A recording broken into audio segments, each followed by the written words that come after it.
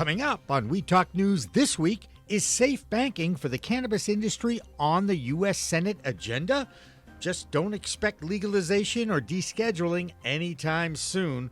We talk exclusively with Aaron Smith, Executive Director of the NCIA. Plus, the mayors of major U.S. cities put their muscle behind that safe banking movement.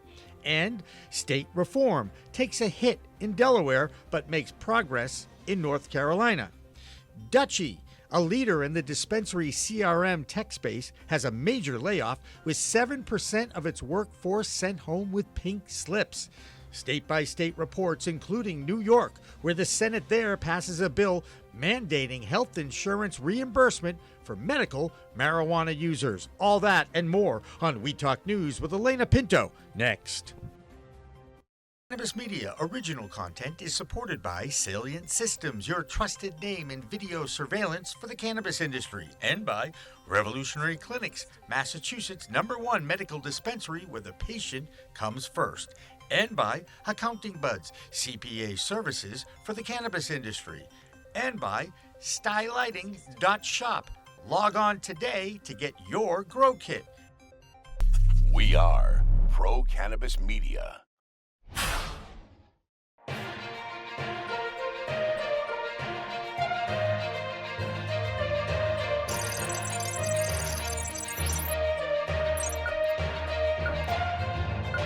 Hi, everyone. Welcome to We Talk News. I'm Alaina Pinto reporting for Pro Cannabis Media. It's been more than a month since there's been any significant movement with cannabis on Capitol Hill. And while the federal government may be dragging its feet, it seems some local leaders are ready to step up to the plate. So earlier this week, the U.S. Conference of Mayors met for their annual gathering. And this year, they adopted a proposal to focus on cannabis banking reform, urging members of Congress to pass the Safe Banking Act. The organization also adopted a separate measure calling for an end to federal cannabis prohibition and promoting social equity in the industry. So what's the holdup federally? Well, some of the members of the National Cannabis Industry Association say they think they know the reason. The NCIA is on a 3-city membership tour in New York this week, sponsored by Canna Advisors. The tour stopped in Albany, where our own Jimmy Young spoke with NCIA's Aaron Smith about why safe banking is stalled. But what's interesting though is this is an everyday battle for everybody who's trying to see any progress in Washington. Nothing's happening. The Senate isn't getting anything done thanks to the filibuster. I think that we also have some just severe dysfunction in that. And I'll say this because we're here in New York, is that there's one man who can get safe banking passed today, and that's Chuck Schumer. He's decided instead to focus his efforts on other bills that we support greatly. But his broader view of how we should reform cannabis in this country, which we absolutely applaud, but he doesn't have the votes for that. So we'd like to see is let's bring up something that does have the 60 votes. We think we have the 60 votes for safe banking, and then let's talk about something that we can move beyond that. Instead, it's letting the perfect be the enemy of the good. And we're seeing it in almost every other issue on the Hill right now. Advocates are desperate to see some kind of significant legislation actually become law. Senator Steve Daines, sponsor of the Safe Banking Act, even put out an ad this week with top banking officials talking about how reform is needed. Vote Pro Podcast's Phil Adams is in Washington, D.C. with a closer look. Hi, I'm Phil Adams from Vote Pro Podcast, and this is the Weed Talk News D.C. report. A Republican senator has released a TV commercial promoting the passage of the Secure and Fair Enforcement Banking Act. Senator Steve Daines of Montana is one of the sponsors of the bill designed to protect banks that serve state legal cannabis businesses from federal penalties. The ad features Carrie Hegerberg, CEO of the Montana Bankers Association, who says, quote, "Our banks want to do the right thing in their communities, and they need certainty that they won't be punished for serving legal businesses." To date, the Safe Banking Act has passed the House in various forms no fewer than 6 times. It has, however, hit a roadblock in the upper chamber, where Senate leaders are focused on passing a comprehensive legalization bill. The Treasury Department has proposed an initiative to collect data on cannabis businesses from banks as part of its broader program to combat money laundering. In a notice posted in the Federal Register this week, the Office of the Comptroller of the Currency says it plans to begin including the tracking of cannabis businesses in the risk summary form that financial institutions are required to file each year. As part of their money laundering risk system, the OCC currently tracks data from other types of businesses such as liquor stores, car dealers, casinos, and convenience stores, and are also looking to add crypto assets and ATM operators. The DC City Council approved a measure to protect its employees who use cannabis. In a unanimous vote, the City Council expanded on previous legislation that offered protection only to DC government workers. The new bill would prohibit employers in the district from firing, failing to hire, or taking other punitive actions against an individual for using cannabis. Some exceptions are enumerated in the bill, most notably regarding positions designated as safety sensitive. The legislation is now headed to the desk of DC Mayor Muriel Bowser. Those are the headlines from the nation's capital. I'm Phil Adams from Vote Pro Podcast. Back in the U.S., North Carolina is now a step closer to going green. Legislation that would make medical cannabis legal cleared the state Senate earlier this week with no debate. The bill would create a new state commission to issue 10 medical cannabis supplier licenses, each of which could open up to 8 sales centers. The bill now goes to the House, where it may be a long shot to pass before this year's primary work session adjourns in a few weeks. And the grass isn't so green in Delaware. Governor John Carney recently vetoed a bill to legalize adult use cannabis. Lawmakers had been fighting for access, passing the bill in both the House and Senate, only for the governor to stop the legislation in its tracks. And unfortunately, this week, a bid to override that veto fell short by just 5 votes. So unfortunately, Delaware remains in the dark ages for now. So let's see what else is happening, though, in the Northeast this week. Jessilyn Dolan has our Vermont report.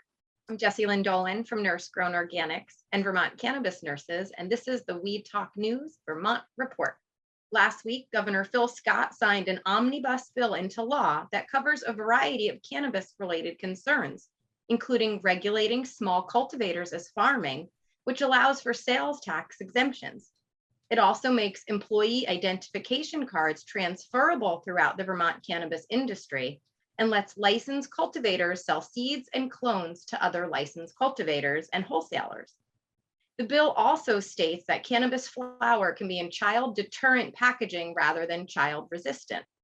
The most controversial aspect of the bill was capping THC in solids and concentrates sold to the public at 60% and requires the Cannabis Control Board to issue an end-of-year report to the legislator on how these THC caps affect the marketplace. On Monday, the Cannabis Control Board approved 8 more operating licenses, 5 of which were social equity applicants. This Vermont cannabis nurse will be at the Capitol in Washington, D.C. this week, lobbying for nurses nationwide and medical cannabis, of course. That's the Vermont report for Weed Talk News. I'm Vermont's cannabis nurse, Jessilyn Dolan. Also on the East Coast, new updates from New York. A first-of-its-kind taxpayer-funded marijuana PSA aired in most of the state during Game 1 of the NBA Finals. Latino New Yorkers were 8 times more likely to be arrested for cannabis than white New Yorkers over the past 30 years. Black New Yorkers, 15 times more likely. The ad boldly addresses the racially discriminatory harms of cannabis criminalization and highlights steps that state regulators are taking to right the wrongs of prohibition. This week, the New York Senate approved a bill that would require public health insurance programs to cover medical marijuana expenses. The legislation also clarifies that private insurers are allowed to do the same, meaning cannabis cannot be the reason they deny someone coverage. The state Senate also voted to approve a bill to crack down on the state's cannabis gray market, giving regulators the authority to seize illicit weed and increasing fines for unlicensed operators. Now let's travel next door to see what's happening in this week's New Jersey report with Jill Goldsberry. Hello, everyone. I'm Jill Goldsberry in Jersey with the New Jersey cannabis news for We Talk News. And tonight, in fact, the Garden State is hosting its very first Cannabis Awards Gala. Yes, in fact, New Jersey Cannabis Insider is hosting this very special event. It's the first ever Cannabis Awards Gala, celebrating the individuals and companies that have helped shape the industry. It's a formal affair at the Cataract Performing Arts Center. And from what we understand, it'll be unlike anything New Jersey has seen before in the cannabis space. So look out for more news on that. And in fact, Pro Cannabis Media has a little bit of the inside scoop on that. We've learned of the winner of the event's first award and who it goes to. So today we'd like to congratulate the inaugural winner of the 2022 Lifetime Achievement Award, which goes to Bill Caruso. Bill Caruso chairs the cannabis group for Archer and Greener PC. He also serves as managing director of Archer Public Affairs. And in fact, he was general counsel for the New Jersey Cannabis Association. So he's pretty well connected in the industry. And in fact, in 2020, he was part of the spearheading of the November 2020 ballot initiative to legalize cannabis for personal use. So he has definitely done quite a lot for the industry. So we want to congratulate you, Bill Caruso. And in other news, if you love gambling or just hitting the whole scene in Atlantic City, this one is for you. Atlantic City is poising itself to become the latest hub for cannabis on the East Coast. And that comes from Kashawn McKinley, the Director of Constituent Services and Special Projects for Atlantic City. So from what we understand, Atlantic City wants to use marijuana sales to increase tourism. And in fact, the city is in an impact zone, so which under the new state cannabis law gives it priority for certain cannabis licenses, plus resources and funding from the Cannabis Regulatory Commission. According to McKinley, the city of Atlantic City wants to use the new cannabis industry as an addition to what they already have to offer. So look out for that. It sounds like Atlantic City is the place to be this summer. I'm Jill Goldsberry in New Jersey with the New Jersey Report for Cannabis News, and that is it for us. Thanks. You probably know Dr. Oz from TV. But did you also know he's now running for a Pennsylvania Senate seat, and he may have just lost some steam with cannabis users? In a recent interview, Dr. Oz said, quote, "There are not enough Pennsylvanians to work in Pennsylvania, so giving them pot so they stay home is not, I don't think, an ideal move." The state is struggling to keep up economically with its neighbors as they all give adult use cannabis the green light. So we'll have to see if that statement impacts Dr. Oz's support for that Senate seat. Claudia Post has the rest of this week's Pennsylvania report. I'm Claudia Post from Scarlet Express, and I'm here in the Keystone State, Pennsylvania, reporting for We Talk News. What's the difference between Dr. Oz and the Wizard of Oz? The wizard admitted he was a fraud. So here's someone I'd like to get in a room with and figure out what's going on in his head, because Dr. Oz has become the Pennsylvania State Republican Senate nominee. And recently he said that legalizing recreational cannabis in Pennsylvania would make people lose their motivation to go to work. He also said there are not enough Pennsylvanians to work in Pennsylvania. So giving them pot so they stay home is not an ideal move. What an idiot. He also added that marijuana may be a hindrance to giving Pennsylvanians back their mojo. Well, mojo this, Dr. Oz, you aren't even a Pennsylvanian really. So, you need to go home, or you need to let me sit you down and tell you all about cannabis. And now here we have another brilliant move. The Pennsylvania Commonwealth Court judge ordered a temporary injunction last Thursday on a February recall of vape products by the state's cannabis regulators, which, by the way, sent everybody into a tizzy because they had to recall a couple 100,000 vapes, which is lots of money. So the cannabis regulators cited a lack of scientific evidence for the recall presented by the state. Okay, let's have a law because there's no proof. Although attorneys for the state presented no rebuttal evidence during the injunction hearing, within 24 hours of the judge's orders, state regulators submitted a notice of their plan to appeal the decision. Oh, Pennsylvania. Curaleaf in Belmar, a New Jersey dispensary, is booming thanks to Pennsylvanians' bad weed laws and Pennsylvanians going over the border into New Jersey to score some bud. The Curaleaf location is located just a short drive over the PA-New Jersey border from Philadelphia. The store's bud tenders are selling roughly 11 packs of 3.5 grams of marijuana permitted during business hours. So in other words, they're selling all this 3.5 grams permitted during business hours. That's a lot of marijuana because people are going over the border. Now, my state is really dopey, as you heard. The laws are not taking into account all of the dollars that would be collected, as well as there's nothing wrong with cannabis, it's the plant. Federal and state laws forbid visitors from taking cannabis across state lines, but that doesn't seem to be stopping a lot of Pennsylvanians from driving over the border. So here's the story. When I was younger, we used to drive over the border into New Jersey to get liquor. This is not new, folks. I did it, and they're doing it now for marijuana. Well, that's a wrap from Pennsylvania. I'm Claudia Post from Scarlet Express, and I'll be back next week to talk about what's hot and what's not in Pennsylvania. From We Talk News, have a fab week. Another slap, much to the shock of cannabis industry workers. Dutchie, a software startup based in Oregon that serves cannabis retailers, has recently laid off 7% of its workers. The cuts reportedly impacted the production and recruiting teams, with many now former employees taking to the internet to share their hardship. And Dutchie is one of several cannabis tech companies to make cuts lately in the wake of ongoing economic uncertainty.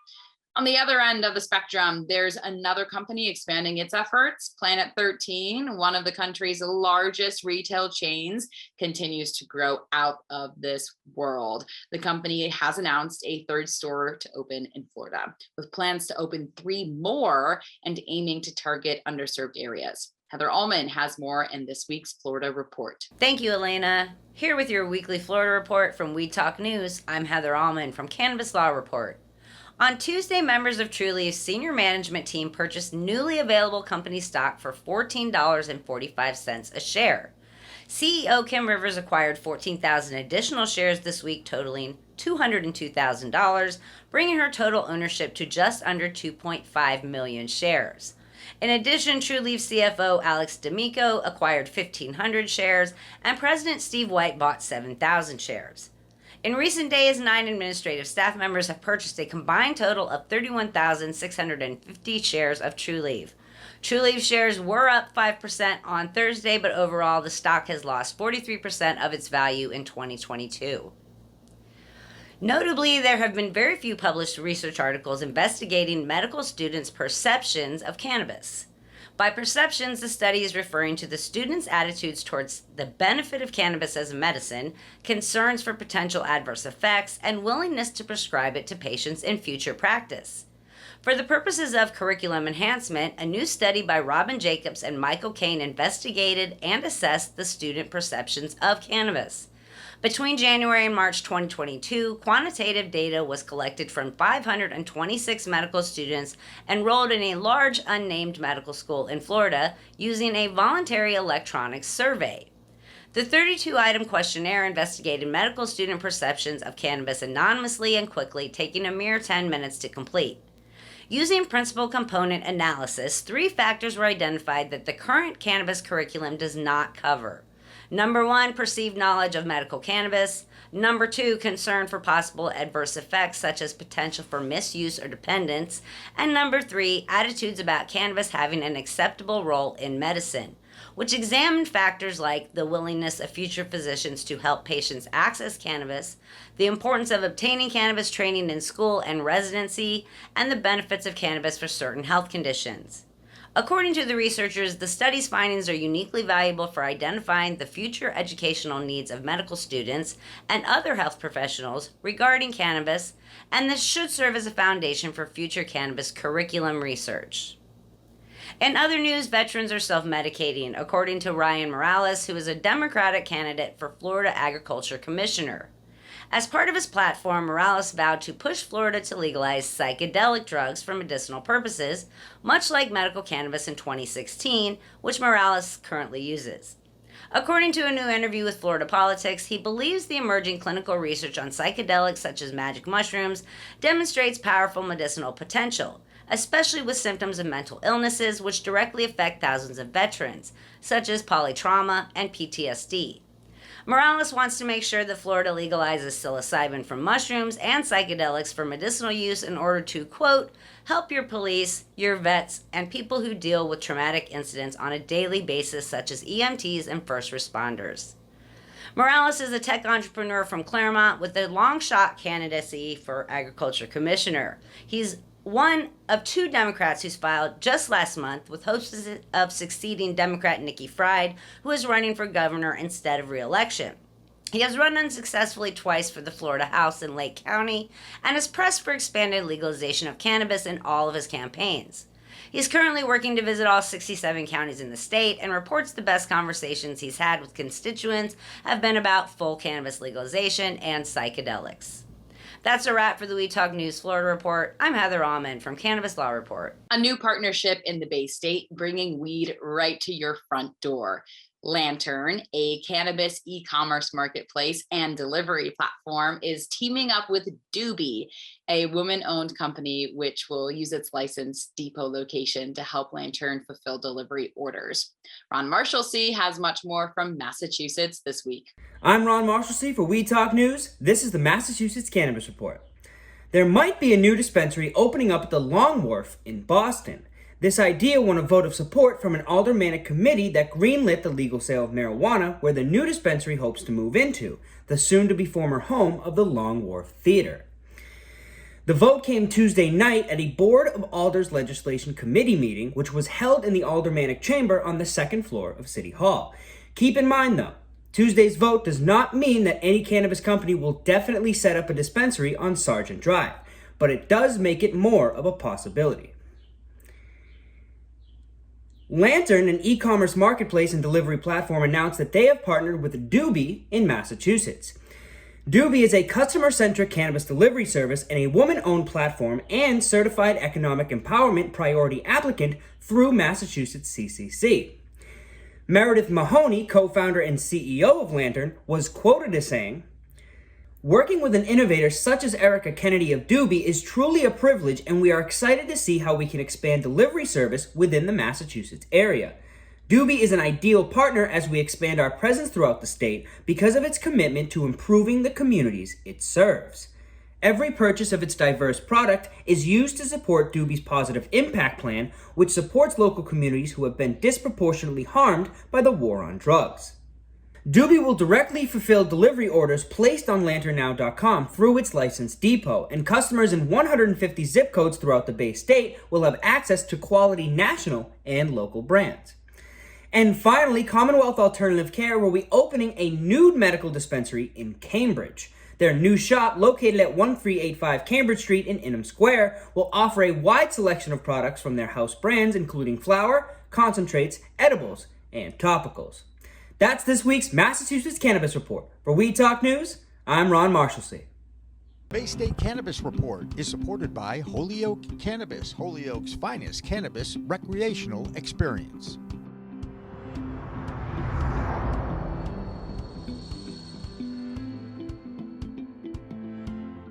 The Show Me State showing out this weekend for the 15th National Clinical Conference on Cannabis Therapeutics.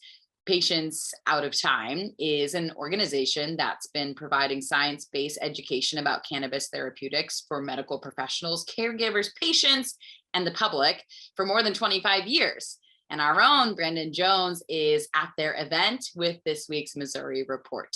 All right, hey everybody, it's Brandon Jones again from Distribution Maven with Missouri Cannabis Report for Weed Talk News. And I'm actually here at the Patients at a Time event for the registration. You can see behind me, there's this awesome room in here, great chandelier, lots of drinks, wonderful people out here with educators talking about it, live music outside. And for those of you that aren't aware, Patients at a Time is the conference that's actually given continued education credits to doctors and nurses that's training about and learning about the endocannabinoid system and beyond. So yes, they're actually giving continued education credits to doctors and nurses here in Kansas City for going to a cannabis conference. It's here Thursday through Saturday, right only 1 mile away is where I'm at right now from the Kansas border. If you don't know, obviously cannabis is still not legal in Kansas. So this is a great time and we're very happy to have all the science, doctors, nurses here to come, get a little bit more education here to the Missouri and the Midwest. Normally this is them on the East Coast. So we're very, very grateful for Dolores Havla and April Hatch for putting on this event. So thank you very much. Again, check out patientsatatime.com. Great event, great conference. If you haven't registered, there's still time to register for the conference. So I'm Brandon Jones from Distribution Maven for Missouri Cannabis Report for Weed Talk News. Thanks a lot, everybody. Have a great week. Regulators in Washington state looking to fine-tune the state's cannabis grows. This week, regulators approved updated rules on pesticide action levels on cannabis plants. Josh Kincaid has a closer look at what's happening in Washington state this week. I'm Josh Kincaid from the Talking Hedge with the Washington State Cannabis Report for Weed Talk News. Washington drivers can get a DUI after cannabis use. Washingtonians can receive a DUI for driving after using cannabis, according to the state Supreme Court, after they concluded a decision upholding the state's decision, a decade-old law regarding cannabis use behind the wheel of a car. So the argument was based on an arbitrary 5 nanogram per milliliter limit and vague standards for THC levels in the blood. It was argued in court that the limit was not correlated to any real measure of impairment and was therefore arbitrary, vague, and unconstitutional. A doctor even testified to the effects given, and THC can vary significantly from person to person depending on body fat, frequency of cannabis use, etc. And although the justices acknowledged that the correlation between levels and impairment is challenging to pinpoint, they still found that the blood measurements nevertheless provided a useful and constitutionally accepted measurement. The justices agreed that impairment standards based solely on THC blood concentration can't be generalized to the entire population, but they still disagreed that meant the state standard was vague or arbitrary. They said, quote, "The laws aim to deter people who have consumed cannabis from driving when there is a possibility they could be impaired, thus promoting some public interest of highway safety. It's reasonable to assume the law will continue to do just that. The highways will be safer because of it." Next week, you guys are going to find out more about Washington State's cannabis scene, but with that, we're going to have to roll up this Washington State Cannabis Report. I'm Josh Kincaid from the Talking Hedge reporting for Weed Talk News. Don't forget to like, share, and subscribe, or don't, and I'm out. And finally, a new study from the University of New Mexico is shattering stoner stereotypes. Daily Lobo reported the findings, which say cannabis consumers showed more empathy, pro-social behaviors, and moral decision-making than non-users. The lead psychologist says he was motivated to conduct the study when he heard a lecture claiming cannabis users were less motivated by money. And apparently, adults with THC in their system scored higher than non-users on categories like pro-social behaviors, empathy, moral harmlessness, and moral fairness. Who would have thought? Maybe cannabis can help you make good choices. After all, it is a whole new world of weed out there, so keep using it wisely. I'm Alaina Pinto for Pro Cannabis Media. We'll see you next time.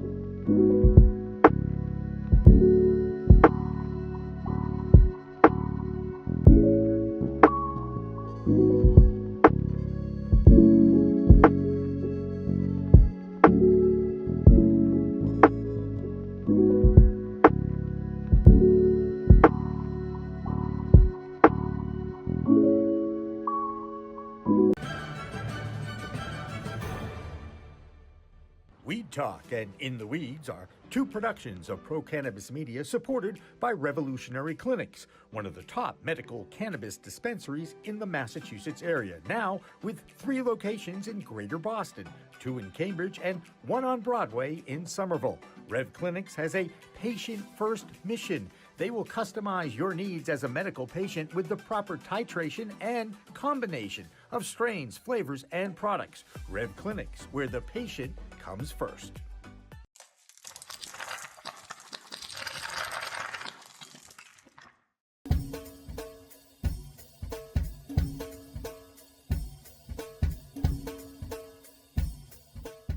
Difference is building a solution for that individual. Not just a custom, here's a box, here's a video, here's how you make your VMS. We custom design and custom build every situation for exactly what the customer needs. And we keep the cost low. We have multiple tiers, as far as what you're looking at on the cost side of things. If you want a one-time, where you just pay one initial cost, we have that. If you want to maintain your system and have the highest protection and highest capabilities and highest upgrades at all times, we have different plans for you. But we scale it so it's scalable and affordable 100%.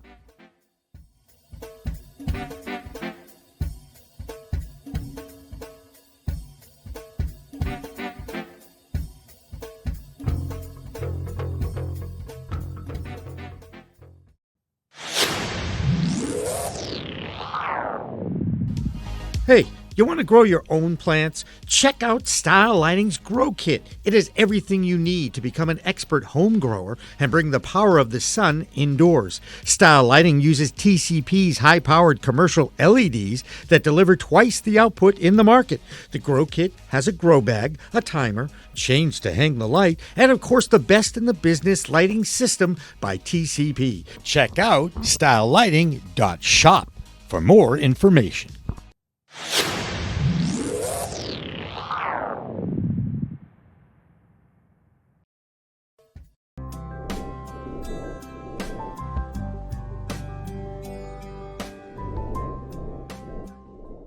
Pro Cannabis Media programming is available live and on demand on our Facebook page at Pro Canna Media, on Instagram at Pro Cannabis Media, on LinkedIn also at Pro Cannabis Media, on YouTube and YouTube Live on Pro Cannabis Media, Twitter at Pro Canna Media, and on twitch.tv/Pro Cannabis Media. So like, share, and subscribe to all of our content, newsletters, and shows live or on demand. We are Pro Cannabis Media.